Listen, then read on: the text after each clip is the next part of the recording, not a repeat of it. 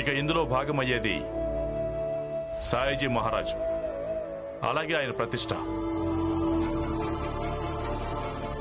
ఈయన సమయానుసారంగా అన్ని గెలుస్తారు. రమా, అసలు నువ్వు ఎలా చెప్తున్నావంటే భీమ్ ఎప్పుడు ఎవరితోనూ ఓడిపోనట్టుగా.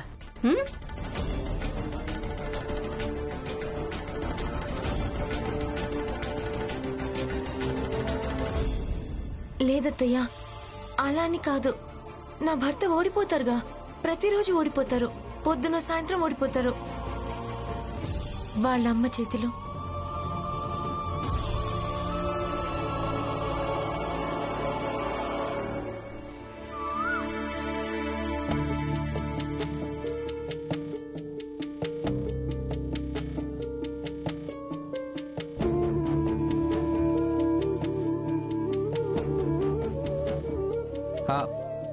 రమా, అరే బాలబావ మీరా? నమస్తే. భీమ్ ఎక్కడున్నాడు? ఆయన తయారైపోయి చదువుకోవడానికి కూర్చున్నారు. చదువుతూ చదువుతూ నిద్రపోయారు. రాత్రి చాలాసేపటి దాకా చదివారు కదా, అందుకే ఇప్పుడు పడుకున్నారు. నేను లోపలికి వెళ్ళినా? తప్పకుండా. మీరెందుకు ఇలా అడుగుతున్నారు? ఎందుకు వెతుకుతున్నావు భీమ్ని? ఆయనకు పెద్దన్నయ్య కాబట్టి తన తమ్ముడి కోసం వెతకొచ్చుగా. నిన్ను అడిగానా? తెలుసు కదా, భీమ్కి ఎవరైతే దగ్గర అవుతారో వాళ్ళు తమ జీవితాన్ని నాశనం చేసుకుంటారు. నువ్వు హాయిగా బతుకుతున్నావు కదా, మళ్ళీ ఎందుకు వచ్చావు? ఏంటి మీరేమన్నారు? వినిపించలేదా? నోరు మూసుకొని నీ పని చూసుకో. లేదు, ఇప్పుడన్న మాట మరోసారి మాత్రం అనకండి. ఒకవేళ అనాలనుకుంటే ఒంటరిగా అనుకోండి. ఎందుకంటే నా భర్త గురించి ఇలాంటి మాటలు వినలేను. వినలేకపోతే నీ చెవులు రెండు మూసుకో. అత్తయ్య, నేను పరిహాసం చేయడం లేదు. అత్తాకోడల మధ్య ఎన్నో మనస్పర్ధలుంటాయి. అలగడం, బతిమాలడం, గొడవలు చాలా ఉంటాయి.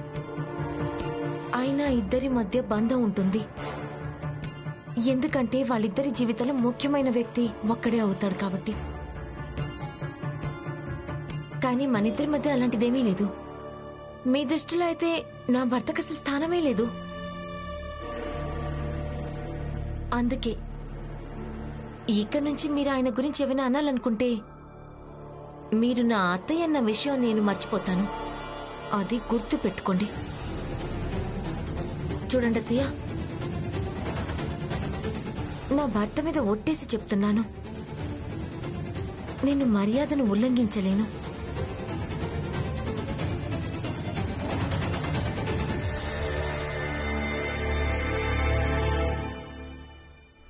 బాలబావా, మీరు వెళ్ళండి.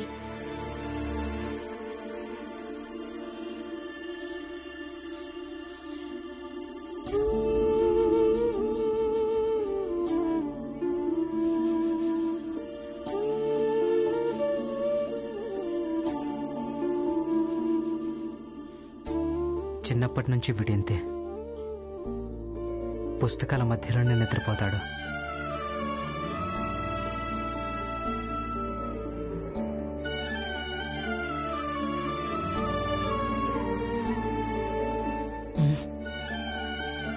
బాలన్నయ్య, మీరు ఇక్కడ?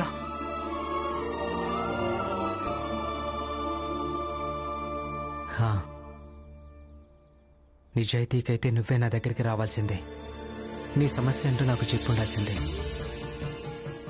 కానీ బహుశా నువ్వు కూడా ఈ పెద్దన్నయ్యను యోగ్యుడు అనుకోవనుకుంటా. అలాంటిదేమీ లేదన్నయ్య. వదిలే, ముందు అసలు విషయం విను. నువ్వు నాకు చెప్పలేదు, కానీ నాకు పొద్దున్నే తెలిసిందే ఆంగ్లేయుల అధికారి ఈరోజు పొద్దున్నే న్యాయస్థానంలో కేసు ఫైల్ చేస్తాడు అని. ఇక దాని తీర్పు కూడా ఈరోజే వస్తుంది. ఏంటి? అవును.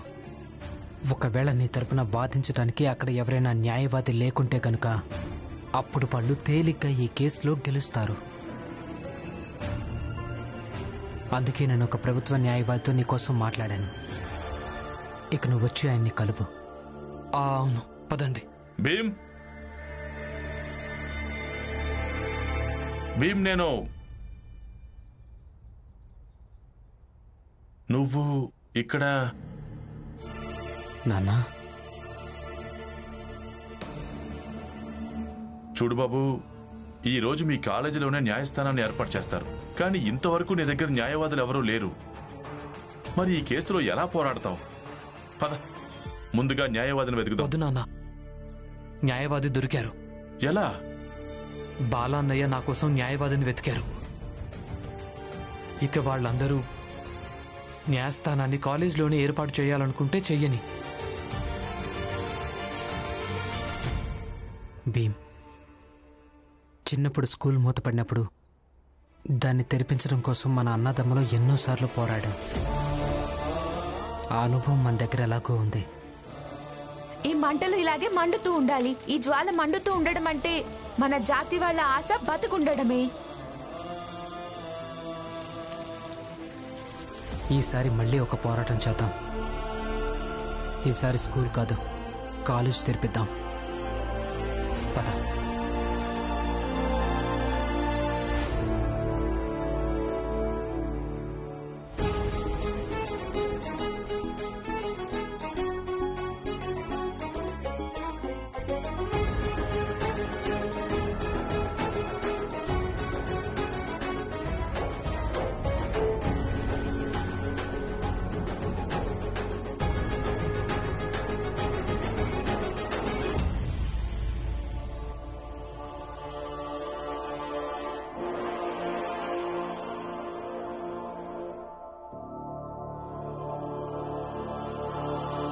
సార్, మీరిక్కడ?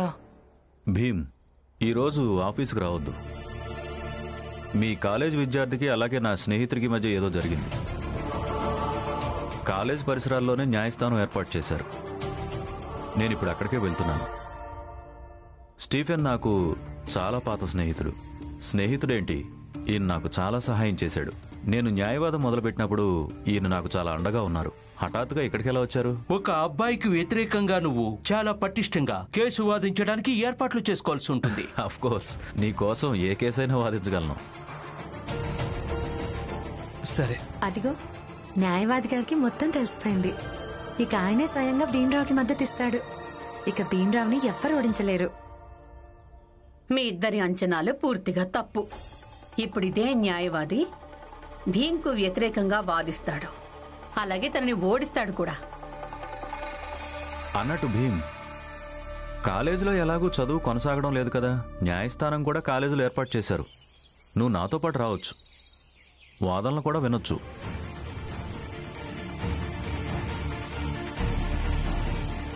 లేదు లాయర్ గారు, మేమిద్దరం ఇప్పుడు ఇంకొక పని మీద వెళ్తాను. మీరు వెళ్ళండి. సరే.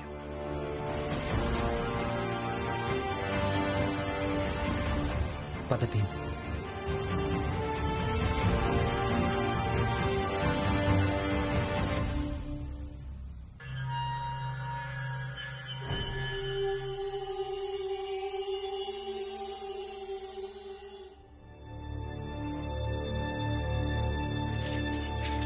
రమా, ఈరోజు భీమరావు కాలేజ్లో తన కేసు వాదనుంది.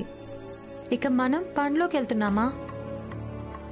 అవునక్క, ఈరోజు ఆయనకు ఎంతో ముఖ్యమైన రోజు. అయినా మనం తనకు సహాయం కూడా చేయలేంగా. కాదు రమా, మనం తనకి ఎలాంటి సహాయం చేయలేకపోవచ్చు, కానీ కనీసం తన దగ్గరికి వెళ్ళొచ్చు కదా. పద, కాలేజ్కి వెళ్దాం. అక్క, మనం పనిలోకి కూడా వెళ్ళాలిగా. చూడ్రమా, ఈ రోజు వెళ్ళొద్దులే, ఏం పర్వాలేదు. కానీ అక్క, ఆయన ఎప్పుడు చెప్తుంటారో ఎవరికైనా తన పని మీద నిష్ఠగా ఉండాలని. మనం ఇప్పుడు పనికెళ్తేనే మంచిది. రమా, మనకు మన పని మీద నిష్ఠ ఉంది. మనమేం కుంటి సాకులు చెప్పడం లేదు కదా. పైగా సెలవు తీసుకోవడం కోసం లేనిపోని అబద్ధాలు చెప్పడం లేదు. మనం అంతకంటే ముఖ్యమైన పని కోసం మనం పనిలోకి వెళ్ళొద్దు అనుకుంటున్నాం, అంతే. రమా, ఇక నువ్వెక్కువగా ఆలోచించకు.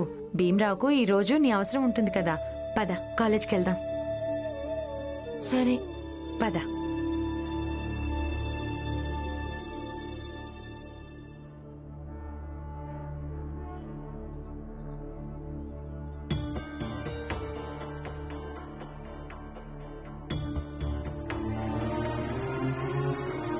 జీజాబాయ్, నేను పని వెతుక్కోవడానికి వెళ్తున్నాను.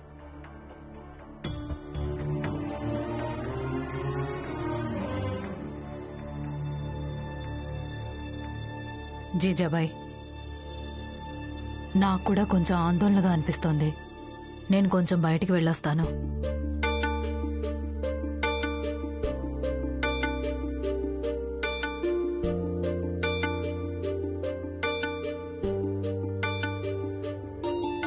నట్వార్, నట్వార్, ఏంటమ్మా, ఏమైంది? ఎందుకలా అరుస్తున్నావు? చూడు, నేను బజార్ వెళ్తున్నాను. నేను రావడం కొంచెం ఆలస్యం అవుతుంది. భోజనం వండి పెట్టాను, నువ్వు వెళ్ళి వడ్డించుకొని తిను. సరే. దలియమ్మా, ఆ, అది నాకు కొంచెం బజార్లో పనుంది. నేను కూడా నీతో పాటు వస్తాను. ఆ? పద. పద. దలియమ్మా, దలియమ్మా, నేను కూడా వస్తాను. పద పద పద. మేము వస్తాం. పద. అంతా నాటకం. ఎవరు బజార్కి వెళ్ళడం లేదు. అందరూ వెళ్ళేది భీమ్ కాలేజీలో ఏం జరుగుతుందో అది చూడడం కోసమే. నువ్వన్నది నిజమే హితేష్ అన్నా. ఇక్కడ కూర్చోవడం వల్ల ఏం జరుగుతుంది? మనందరం కూడా భీమ్ కాలేజీకి వెళ్ళిన పదండి. మనం కూడా చూద్దాం భీమ్ తన న్యాయవాది సార్ని ఎలా ఎదుర్కొంటాడో. వెళ్ళి వినోదం చూద్దాం. పదండి పదండి.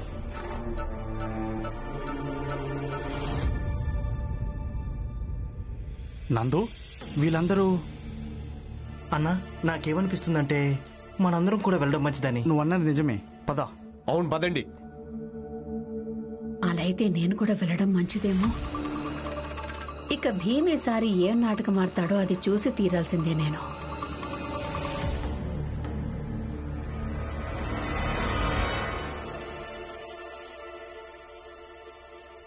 జడ్జి గారు, నాకేమనిపిస్తుందంటే ఏ ఉద్దండ విద్యార్థి ప్రభుత్వ అధికారిని దర్యాప్తు చేయకుండా ఆపాడో తనకు అర్థమైపోయింది. ఇక్కడ తన మాటలెవరూ వినిపించుకోరని, తన పక్షం పటిష్టంగా లేదు. అందుకే ఏమనిపిస్తోందంటే తనిక్కడికి రాడని. అందుకే నేను విజ్ఞప్తి చేసుకుంటున్నాను, ఈ కేసును త్వరగా ముగించాలని చెప్పి. ఎప్పటి వరకు ఈ అధికారి తన పని పూర్తి చేసుకోనంత వరకు అంతవరకు కాలేజీ మూసివేయాలని ఆదేశించాలని కోరుతున్నాను.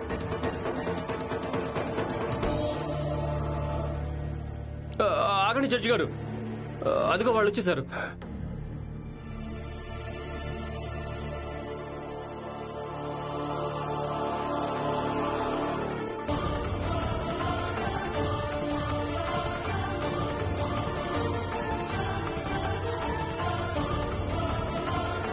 ఆలస్యంగా వచ్చినందుకు క్షమాపణ కోరుతున్నాం సార్. నేను కొంచెం ఆందోళనలో ఉన్నాను. నాకు మీ సహాయం కావాలి. ఒక ఆంగ్లేయ అధికారికి వ్యతిరేకంగా కేసు రాయించాలి. హఠాత్తుగా ఇక్కడికి ఎలా వచ్చారు? ఒక కేసుంది, అది నువ్వే నా కోసం వాదించాలి. ఆ విద్యార్థి పేరేంటి? తనను పేరుతో పిలవకూడదు. తనను ఉద్దండు అని పిలిస్తే జడ్జి మీద ఇది చాలా ప్రభావం చూపిస్తుంది. మీరు నాకు ఎందుకు చెప్పలేదు ఆ ఉద్దండ విద్యార్థి భీమ్రావే అని? చెప్పగలిగేవాణ్ణి, బట్ భీమ్ని నేను నీ ఆఫీసులో చూడగానే నువ్వు తనను నా ముందే అంతగా పొగుడుతుంటే నేను చెప్పకపోవడమే మంచిదనిపించింది. ఇంకా ఏమనిపించిందంటే నువ్వు తన పేరు వింటే కేసు వాదించడానికి నిరాకరిస్తావని. That was the main reason. మీరు నన్ను మోసం చేశారు. ఈ కేసు నేను ఇప్పుడే వదిలేయగలను. వద్దు సార్, మీరు అలాంటివేవీ చేయకండి. కానీ భీమ్రావ్ సార్, పని మీద శ్రద్ధ, ఏకాగ్రత కలిగి ఉండాలని నేను మీ దగ్గర నేర్చుకున్నాను. నిజాయితీ అలాగే నిబద్ధత సాధారణ వ్యక్తిని కూడా ప్రత్యేకంగా మారుస్తుందని ఇది కూడా మీ దగ్గర నేర్చుకున్నాను. అలాగే మీరే ఎన్నోసార్లు చెప్పారు సార్, ఫిర్యాది దృష్టిలో తన న్యాయవాదే న్యాయస్థానంలో నమ్మకమవుతాడని.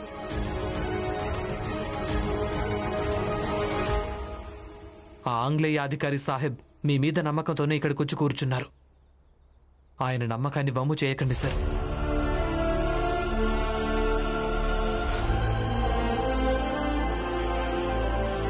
ఈరోజు నన్ను మీరు మీ శిష్యునిగా కాదు, కేవలం ఒక ప్రత్యర్థిగా అనుకోండి. అలాగే ఈ కేసు వాదించండి.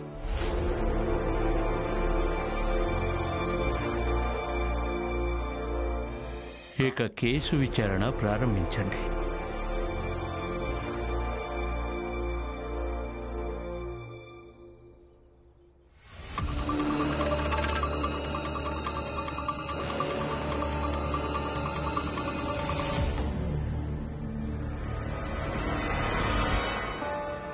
హే, ఎక్కడికి వస్తున్నారు మూర్ఖులారా? బయటికి వెళ్ళండి, వెళ్ళండి, వెళ్ళండి. మీరందరూ కలిసి కాలేజీనే న్యాయస్థానంగా మార్చేశారు కదా, అందుకే మేం కూడా వచ్చేసాం ఈ న్యాయస్థానంలో తీర్పు విందామని.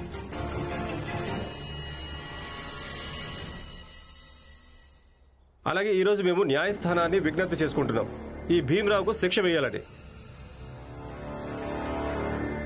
ఎందుకంటే అతను మాటిమాటికి న్యాయస్థానానికి వెళ్ళిపోతుంటాడు, మా బస్తీలోనే ఉంటాడు. అందుకు మేము సిగ్గుపడాల్సి వస్తుంది.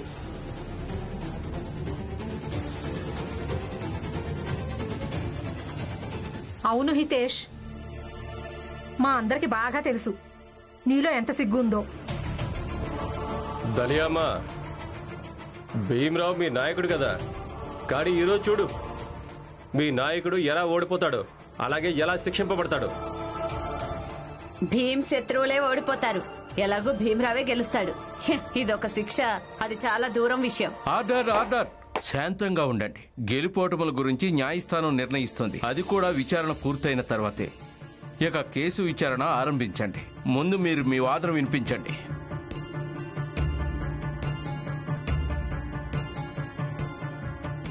జడ్జి గారు, కేసు కేవలం ఇంతే. నా ఫిర్యాదుదారు యంత్రాంగాన్ని చూసుకుంటాడు. ఇక ఈయనకేమనిపిస్తుందంటే ఈ కాలేజీ మూసివేయడం వల్ల ఏ ఉపద్రవం ఈ కాలేజీ వల్ల మొదలైందో దాన్ని నివారించవచ్చు అని. ఇక ఇది చాలా సమంజసమైంది. మనందరం యంత్రాంగానికి సహాయం చేయడం మంచిది. ఈ కాలేజే కాదు, కాలేజీలోని స్టూడెంట్స్ కూడా. That's all your honour.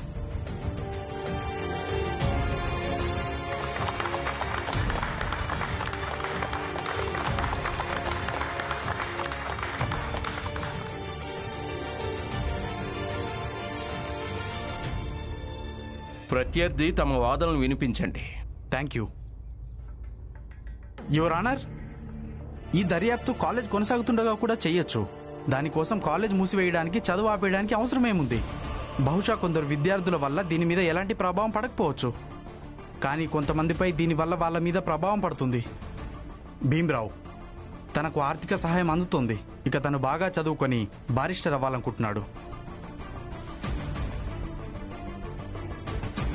నా మిత్రుడు న్యాయవాదిని అడగండి, భీమరావు తన దగ్గర సహాయకుడిగా ఉద్యోగం చేస్తున్నాడో లేదో అని.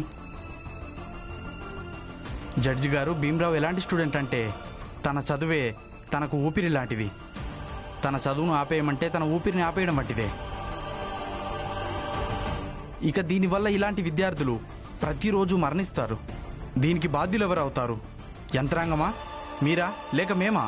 అందుకే నేను విజ్ఞప్తి చేసుకుంటున్నాను కాలేజీని కొనసాగించమని. That's all your honour.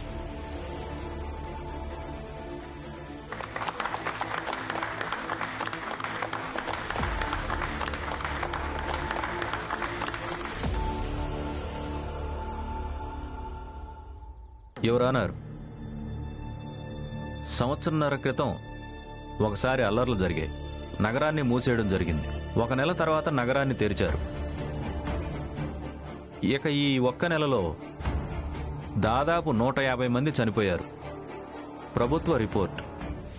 ఎందుకంటే నగరం మూసుంది, అందుకే వాళ్లకు పని దొరకలేదు. అంటే నగరాన్ని మూసేయడం తప్ప? ఒకవేళ తప్పే అయినా ఏం పర్వాలేదు. కానీ నాకేమనిపిస్తుందంటే అది ఒప్పని. ఎందుకు ఒప్పంటే నగరం మూసుండటం వల్ల 150 మంది చనిపోయి ఉండొచ్చు, కానీ నగరమే చావకుండా బతికింది. అదేవిధంగా నాకు తెలిసి ఈ కాలేజీ తెరిచుంచడం వల్ల యంత్రాంగం పరిస్థితి దిగజారొచ్చు. అందుకే వాళ్ళది చెప్తున్నారు. ఇక వీళ్ళేం శాశ్వతంగా అనడం లేదు, కేవలం కొద్ది రోజులు మాత్రమే. ఇక కొద్ది రోజుల్లో ఒక అధికారి అన్నింటినీ తన నియంత్రణలోకి తీసుకోగలడు కదా.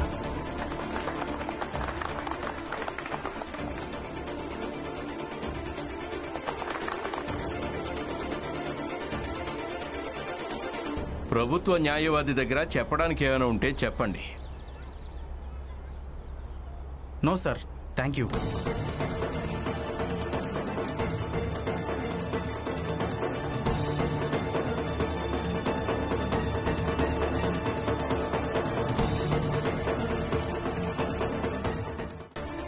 ఇరుపక్షాల వాద ప్రతివాదనలు విన్న తర్వాత ఈ న్యాయస్థానం ఒక అభిప్రాయానికి వచ్చింది. సార్ క్షమించండి, కానీ ఈరోజు మేమిక్కడికి రావడానికి 15 నిమిషాలు ఆలస్యమైంది. అదెందుకైందో దానికి కారణం నేను న్యాయస్థానానికి చెప్పాలనుకుంటున్నాను.